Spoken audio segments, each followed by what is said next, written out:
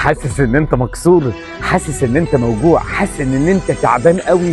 ده ما يعبكش، افهم ده ما يعبكش. الكسور اللي بتمر عليك في حياتك والاوجاع هي اللي بتقويك، هي اللي بتخليك تتعلم من المواقف ازاي تبقى جامد، هي اللي بتخليك لما يقابلك موقف تاني هيكسرك تبعد عنه، هي اللي بتبنيك. فيا ابني اوعى تفكر اما تبقى مكسور ولا موجوع دي حاجه تعيبك، دي حاجه ما تعبكش، دي حاجه تقويك وتبنيها بيها قدام الناس، تبها وتقول لهم ان الوجع ده هو اللي قومني، والوقعه دي هي اللي خلتني ما اقعش تاني، والحاجه اللي في يوم من الايام خسرتها هي اللي هتخليني اكسب على طول. فابها يا ابني بالجروح اللي عندك، ابها بالكسور اللي في حياتك، ابها بالاوجاع اللي خلتك بني ادم قادر انه يعمل حاجه، وما تهربش من الحاجات دي. كل كسر خلاك تقف وتد ما تتكسرش، كل وجع خلاك تمشي في حياتك عندك استعداد انك تعمل حاجه، كل حاجه انت خايف منها هي اللي خلتك النهارده فاتح دراعاتك قدام الناس وما انتش خايف. فموجوع مكسور عادي، الحاجات دي هي اللي بتقويك.